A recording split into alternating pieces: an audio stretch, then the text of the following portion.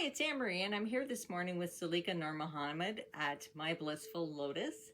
And Zulekha, we're just going to have a chat this morning about your business and a little bit about, you and the neighborhood. Do you want to start by just telling us a little bit about My Blissful Lotus and how long you've been here? Yeah, so it's actually an interesting story. My Blissful Lotus as a business, the name itself has only been here a year. Okay. I've been in this brick and mortar location for 4.5 years as a result of the universe changing the trajectory of my life.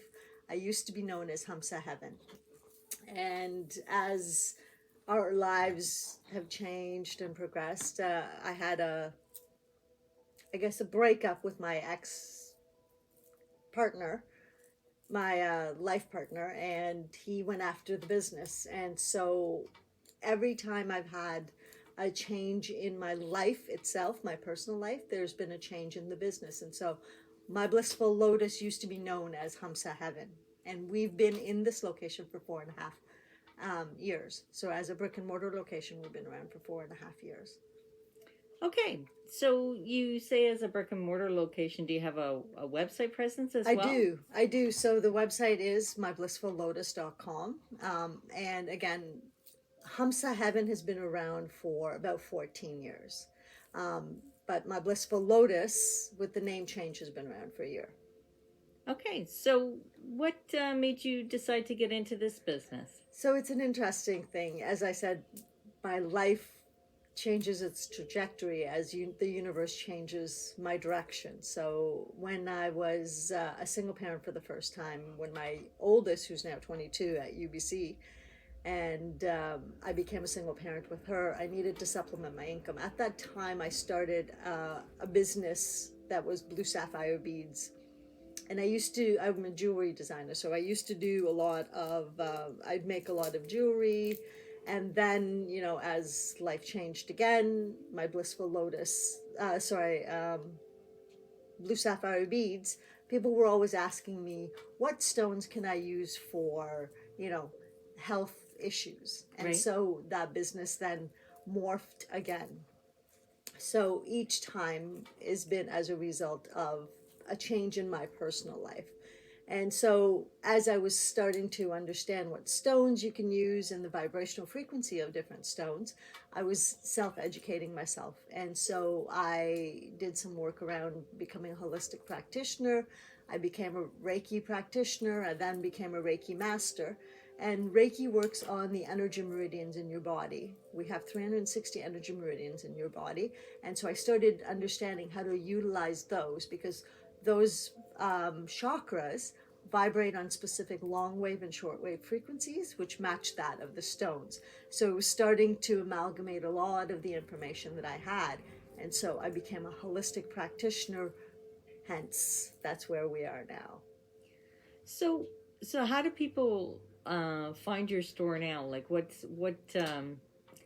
drew you to this location? And It's a great question. So about 5 years ago, I was on Facebook looking for a brick and mortar location, and as soon as I saw this building with the Al Runt painting on the front, right, I thought, that's it. That was my spot.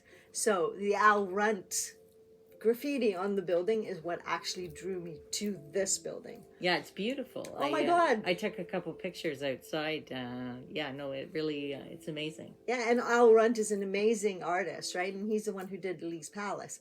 So I saw this location and then decided that this was the place. And I started subleasing from another individual, and then it turned into my location. Great. But how people find me is I've got a niche market. Because of the work I do as a holistic practitioner, anytime anyone, Googles Reiki, or they're Googling metaphysical stores or specifically that. And so I work on a lot of word of mouth. I am not that great at advertising social media wise, but that tends to get the ball rolling. And a lot of people find me that way. Yeah, no, I can see that. I mean, it makes sense.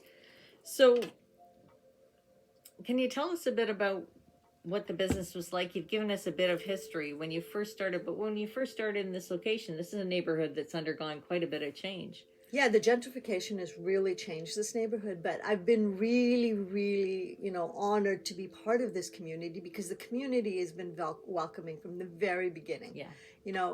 It's an amazing community as an immigrant to Canada. My family, I grew up in a small town in Tillsonburg, Okay. which is not far from London, Yeah, Ontario. I And so know. we used to come to Toronto to go down on Gerrard Street, and to have the opportunity and be honored to find a space in Gerrard Street back to, South Asian roots, Little India. What more could I possibly want, And people have said, would you, move? And I wouldn't, you know what? I would never move because this is a community that I want to be part of. Little India, the community is amazing. I have people, and in the evening, can be kind of a tough neighborhood. Even during the day, sometimes it can be a tough neighborhood because a lot of the marginalized communities are also down here. There's a food bank next door. There's a lot of social services in the area.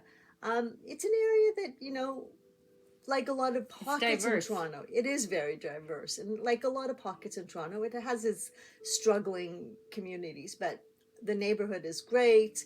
And I continue to grow with the neighborhood. That's great. So, in the time that you've been practicing, I guess Reiki, but also just focus on metaphysical stuff, have you seen a lot of change in Toronto in terms of that industry? I have actually, a lot of people, and I have a lot of customers. My customers are actually, they always end up becoming friends. The couch you're sitting on, you will not believe the number of times I've tried to get rid of this couch. And you know what? I have customers that come in, will say, hey, I just need to be in your space to decompress. And they'll hang out on the couch. I have people who, are just people who, they're friends. My customers are my friends. And they'll come in, they'll hang out. And, even the step stool I'm sitting on, right? I've got people who come in and say, hey, where's my seat? Right? So it's customers come in, they're friends, they're looking for a place that's a safe place, someplace they can decompress. Who's not looking for that? We're all dealing with COVID, we're all dealing with mental health issues in different degrees, we're all dealing with our own lives. They know this is a safe place. They can come, they can chill, they can purchase. But a lot of the community, your question was, have I seen that change? The metaphysical community is definitely changed. People have opened up stores that are crystal shops. And a lot of my customers will say, my store is unique because they come in, the atmosphere is different. I'm here to educate them. I'm not here to sell them something. This is the life I live. I don't just sell this. This is what I live. And a lot of my customers will say that, that they come in and they want to be able to understand. I've got a lot of kids who come in, and I've got parents who say, yeah, so-and-so has saved up their, allowance. So I have kids, because you can buy 7 crystals for $10, right? Right. It gives them an entry point. And, it's also, I have kids coming in, I have the whole spectrum of people coming in to have a better understanding. I'm not only a Reiki practitioner, but because I'm an intuitive Reiki practitioner, I'm able to help people deal with their energetic issues as well. Okay, that's great. So, you told me a little bit about what customers love about the store. What about you? Like, how is it for you as a business? I'm a single parent. I have 3 wonderful daughters. This is my sanctuary. This is my Shavasana. This is where I come to decompress as well. Having the opportunity to meet the people that I meet on a daily basis is just, what more could I possibly want? Before I opened the store, I worked in social services since 91, so over 30 years. Yeah. And that was always what I did. I still do it. It just looks different, right? Yeah. So this is my dream, and it continues to expand. And as I mentioned to you, I had a parting of ways in my personal relationship, and I'd always wanted to expand what I offered. And so in the front of the store, you see all the greenery. Yeah. That was something that I always wanted to do. And I always say to customers, and I laugh with customers, I don't actually have a green thumb. My younger two daughters' last name is Plant. And the joke with all my friends was, okay, you can't keep a cactus alive. Let's see how you manage to keep these plants alive, right? So that was something that I, always wanted to do. So, when I had the opportunity, I expanded. So the business is always morphing and catering to what I would like to be able to offer, what I would like to see if I went into a store. So as time changes, I have different things that I'm offering, and it's continuing to grow, right? So the store is my sanctuary, as it is for a lot of my customers. Well, that's amazing, because it's great to find the work that speaks to you, and really it fills you up, because then it's, in lots of ways, it's not like work. Yeah. I mean, there's the worky pieces of it. Yeah. You got to keep the finances over here, but it's in the day to day is not like work. So what are your goals at this point for the next year? Like, how did you ride through the pandemic? How did that work for you? I've been grateful again. I'm grateful to my customers. During the pandemic, I'm going to be honest, I didn't actually close my doors. Mm-hmm. What I was able to do was to do one-on-one appointments. People could go online, they booked it. So I rode through the pandemic as a result of my customers, as a result of the loyalty of my customers. Grateful for them, grateful to the universe for the opportunity, grateful for a lot of things. So when people would come in, there was less people in here than there was in a Shoppers Drug Mart, right? So they would book a one-on-one. I was still able to do business. I was still able to ride through as a result of, my customers, as a result of, just loyalty, customer loyalty.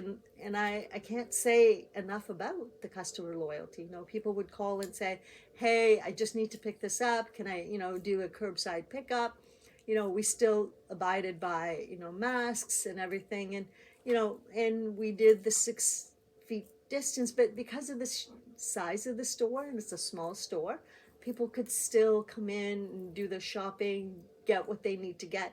But for me and a lot of my customers, this isn't just someplace you come to pick up incense or some crystals, right? And it's back to what I said earlier. It's about coming to a place that's safe, that allows you to decompress, allows you to get grounded, allows you to find a part of who you are. And with COVID, a lot of us have kind of struggled with mental health issues, with, isolation, with so many things. And, I was having a conversation with a customer on the weekend, the masks themselves, and I'm not an anti-masker or anything, but the masks themselves put up another barrier, right? Yeah. And another partition for people. Their ability to interact. As I said to you earlier, I'm hearing impaired, right? So if I can't, even though I don't use a hearing aid, if I don't really read lips, but if I can't see your mouth moving, it's harder. I can't piece together. The joke with a lot of people that I watch TV with is it's always got to have closed captions because I'm always missing pieces, right? So the masks have made it difficult, right? And so riding through the pandemic with my customers and all of those pieces has been, just an opportunity. So do you live in this neighborhood as well as work here? Actually, I do. I live actually at Coxwell and O'Connor, which is a little bit out of the neighborhood, but every time I leave the Leslieville, Riverdale area, I keep coming back. I used to live just at, right by the McDonald's. Mm-hmm. Owned a house at Logan and Eastern, so this is my neighborhood, right? This is my roots. Every time I, want to move out, I keep coming back. Well, so there it is. I find there's a lot of people in the East who are quite grounded to the place that they live and work. Yeah. That's certainly been my experience as I've been interviewing people. It is amazing. Do you have favorite businesses or go-to locations in the neighborhood? Things that you like to do? Doesn't even have to be businesses. You know, Places I you like mean, to go. Jody has some amazing things at Blue Crow.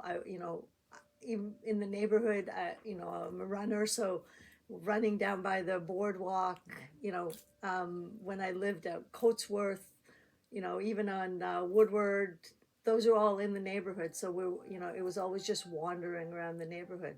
You know, breakfast at occasions. Birdie's has got the best chicken fingers. So, there are restaurants that I utilize all the time, right? And, I hang out in this neighborhood.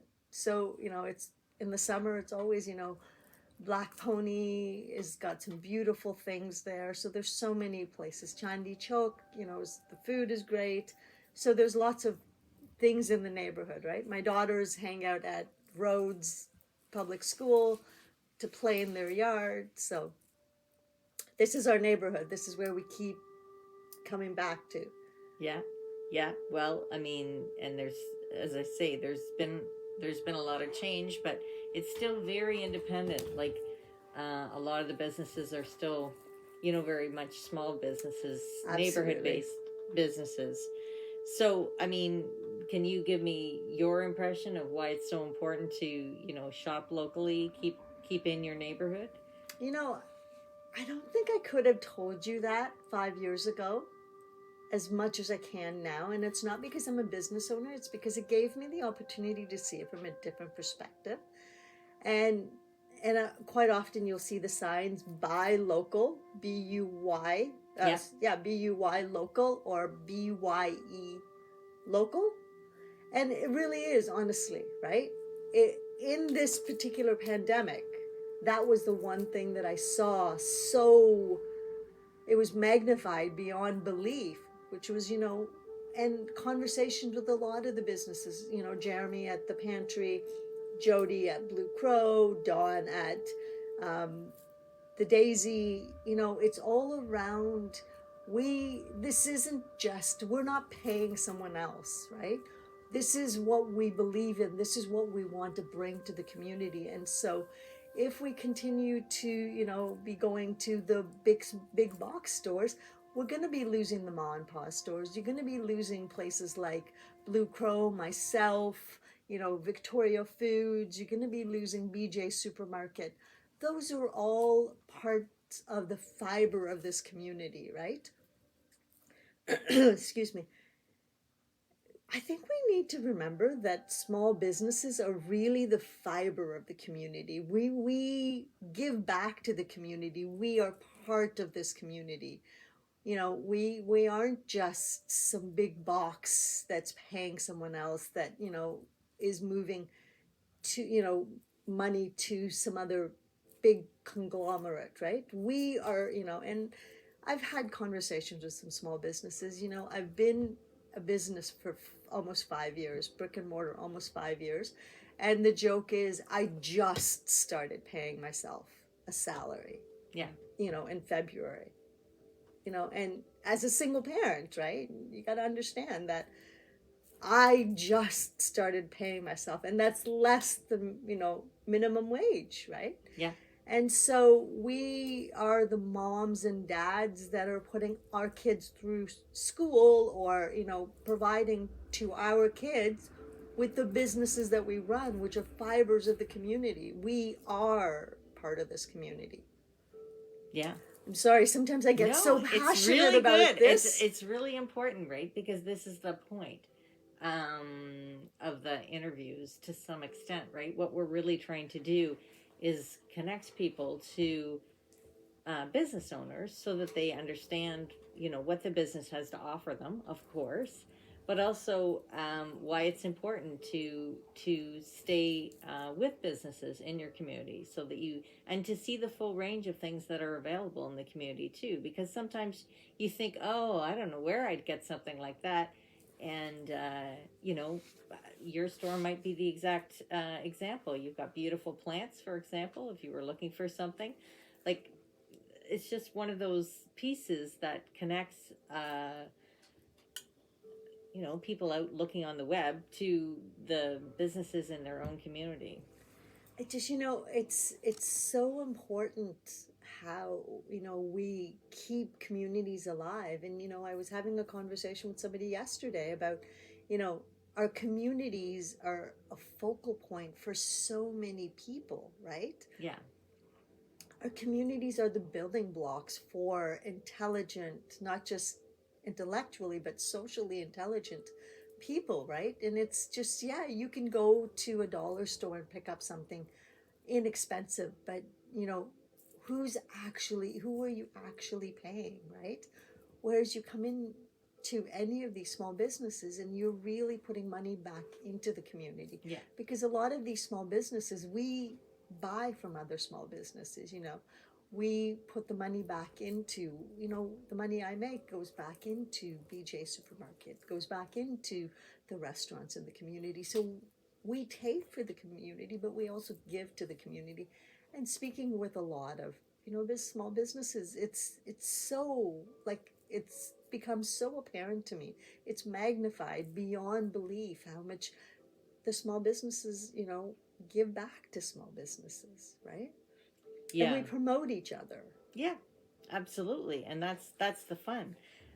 For me, because I'm a little bit outside that. I mean, obviously I'm running my own business, but it's like I come to you, you tell me, who's interesting, and I can, go and chat to them and promote them as well. Like it's a web of activity. So you run a store, you're a busy parent. Do you have other things that you do in your spare time? You run. I'm a runner.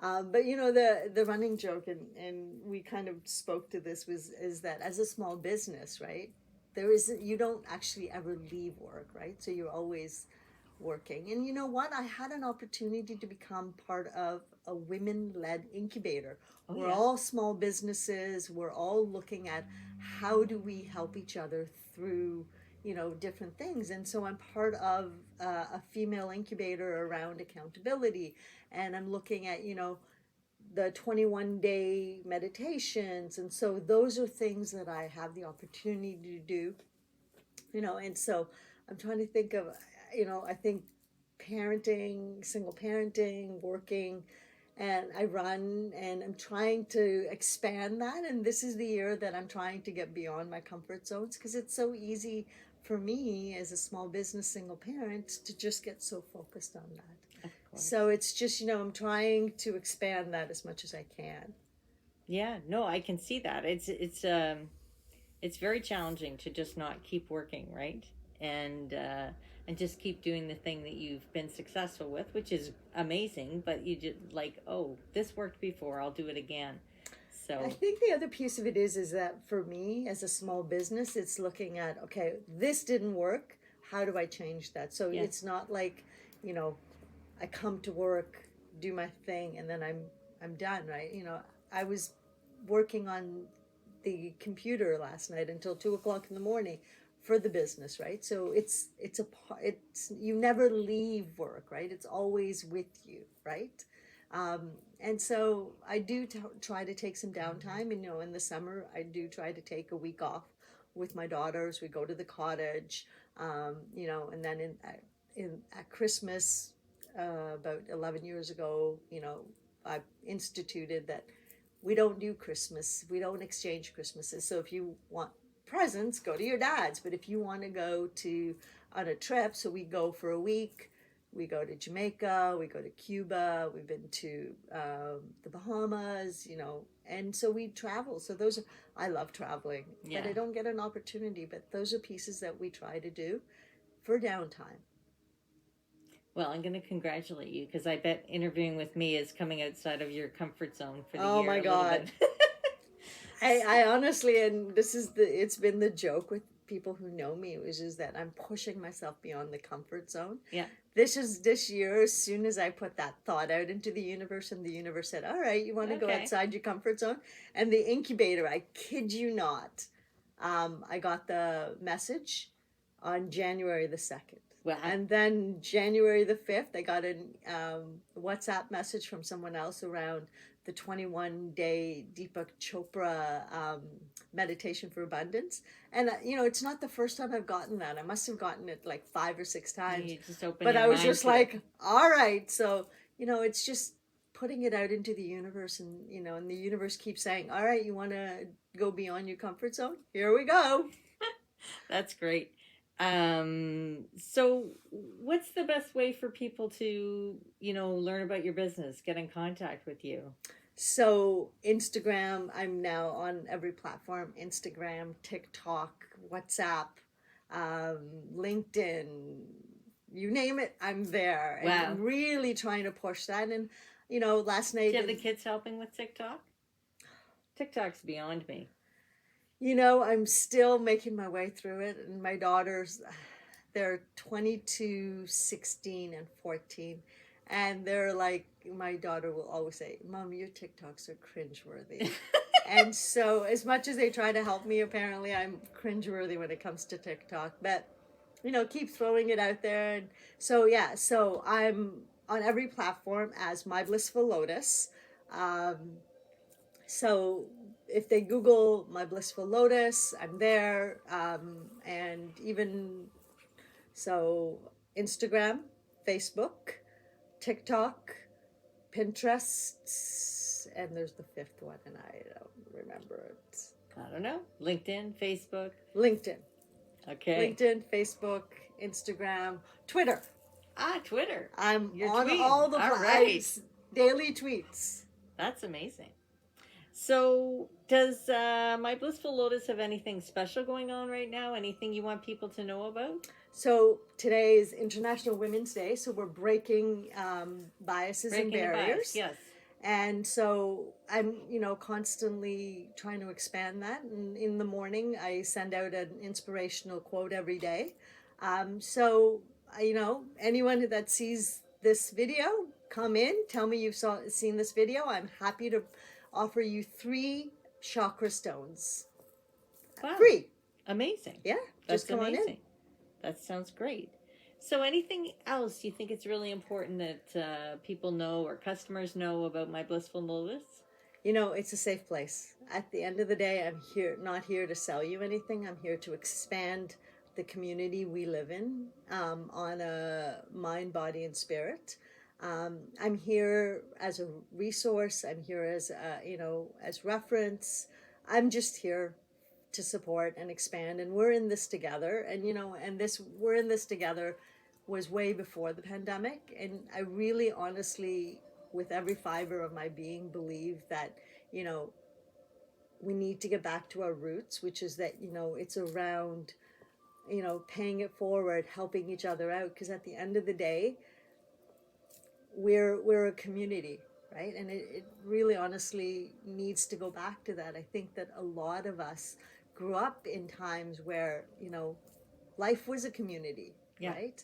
And we become so compartmentalized. We've become our own silos, right? And I really would like to get back to, it takes a village to raise a child. And that's what I'm about. I'm about expanding community, expanding your mind, body, and spirit together, right? So how can I support you? What can I do to help you? It's not really, honestly, yes, it's great to sell something, but I have customers who come in, and I'll say to them, honestly, I can't give you that. I'm going to find out where I can. I don't have this, but let me find out where I can get it for you. Or you know what? If you can't afford that, I can tell you where you can get it less expensive. And people will, and people have said, really? And, and I don't think it's about being a bad businesswoman. I think it's a better businesswoman because I'm going to be honest with you. Yeah. Yeah. You come through my door and I'm going to be honest with you. I'm going to tell you how I can support you, because at the end of the day, My Blissful Lotus really is around expanding everyone's mind, body, and spirit. And we all need each other through everything, right? It's not just the pandemic. It's everyone crosses our paths for a purpose. And it's really around raising each other instead of stepping on each other.